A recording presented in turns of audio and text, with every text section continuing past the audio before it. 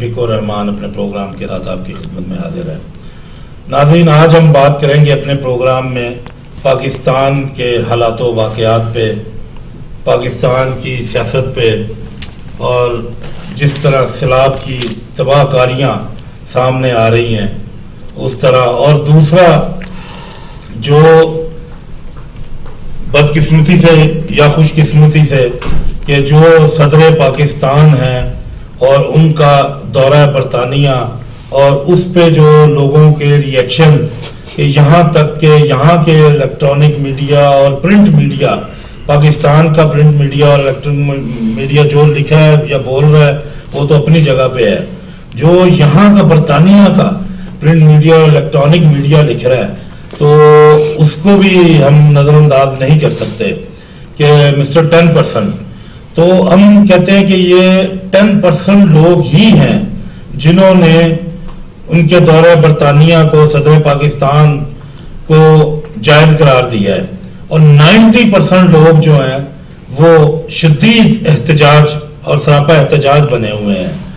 तो लेकिन अब सदर पाकिस्तान भी है, वो एक शेर है कि अब तो निभानी ही पड़ेगी, अब तो निभानी ही पड़ेगी, दोस्ती जैसी भी है, आप जैसे भी हैं, नीयत आपकी जैसी भी है। तो सदर पाकिस्तान है और है, ना मेरे और ना आपके कहने से वो इस ओहदे से जितनी देर तक है वो तो हमें कहना पड़ेगा।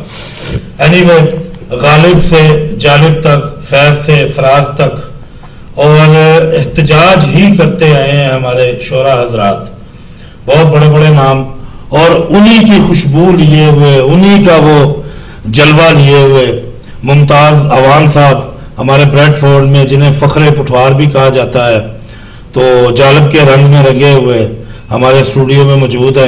और जनाब मुमताज अवान साहब, आपको खुश आमदीद कहते हैं अपने प्रोग्राम में। बड़ी मेहरबानी। तो आपके साथ तशरीफ फरमा है जनाब अनवर जमाल फारूकी साहब, इनकी कलम भी माशाल्लाह बहुत शोले उगलती है, तो ये भी बड़ी गहरी नजर रखते हैं अपने पाकिस्तान की धरती पे और हालात व वाक़यात पे, जिस तरह उनसे भी बात होगी इस मौजू के ऊपर। और आपको भी वेलकम कहते हैं जी अपने स्टूडियो में। और आपके साथ तशरीफ फरमाया जनाब अली असगर साहब, तो पाकिस्तान से आपका भी ताल्लुक है लेकिन यहाँ रहते हुए दिल धड़कता है बेशक, तो ये भी मुमताज अवान साहब की राह में बहते चले जा रहे हैं और बड़े अच्छे माशाल्लाह शेर कहना शुरू हो गए। बहुत बहुत शुक्रिया। तो मैं चाहूंगा कि सबसे पहले मुमताज साहब आपसे प्रोग्राम का आगाज किया जाए। जी जी। और आपकी खूबसूरत नज़म के साथ जी जी कि आप किस तरह इन सारे हालातों वाक़यात को देख रहे हैं पाकिस्तान के, तो किस तरह आप बयान फरमाएंगे? बेइंतहा शुक्रिया, बड़ी मेहरबानी। इंसानी हकूक ने हवाले नाल एक उनवान नाल एक नज़म है जिहड़ी कि आज मैं कोशिश करसा कि तहत लफ्ज़ में पेश करा। जितने भी इस वक्त भैन भरा सुन रहे हैं सारे ने खिदमत इस्लाम अर्ज़, बिलखसूस जनाब मोहतरम मलिक साहब, मलिक लियाकत साहब, उन्होंने नजर भी नज़म कर रहे हैं। तेरी बंदगी अबादत बुलंद बेशक, तेरी बंदगी अबादत बुलंद बेशक, रुतबा दिता इंसानी हकूक नूं मैं, मेरे नाल उस ऐसा सलूक कीता, भुल सकिया नहीं उसदे सलूक नूं मैं। बहुत अच्छा। तुसी सुनो अजान मसीद बह के, तुसी सुनो अजान मसीद बह के, सुनागा मजलूमा दी कूक नूं मैं, मेरी डिग्री दी किसे न कदर कीती, तां चुकिया सी इस बंदूक नूं मैं, अदू शायरी दा ज़ौक जनाब होया, जदू पढ़िया सी सैफुल मलूक नूं मैं,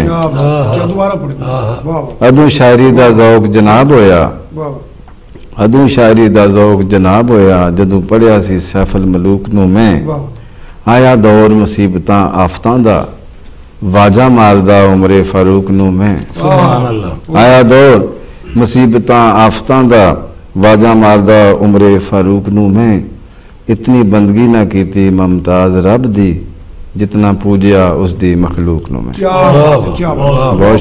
बड़ी बहुत खूबसूरत प्रोग्राम का आगाज, बहुत माशाल्लाह।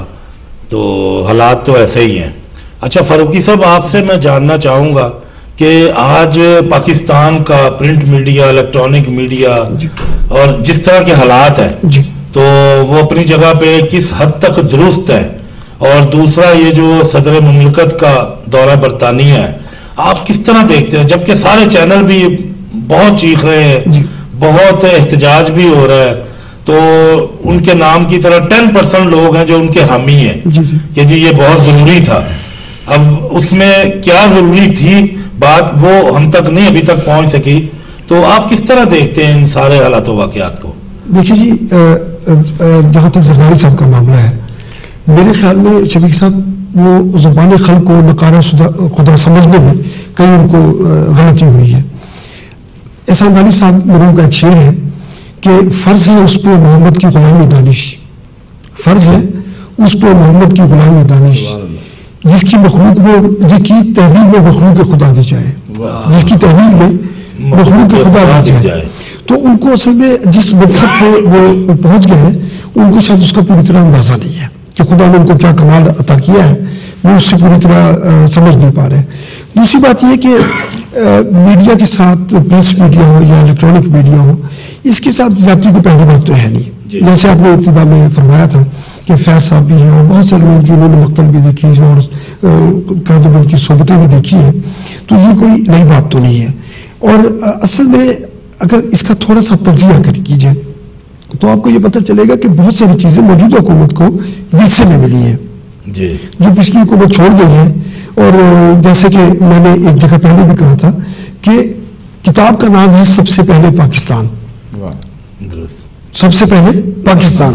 بنگلہ خریدا ہے لندن میں، آپ کے یہاں پر لندن میں پینشن لے رہے ہیں حکومت پاکستان سے.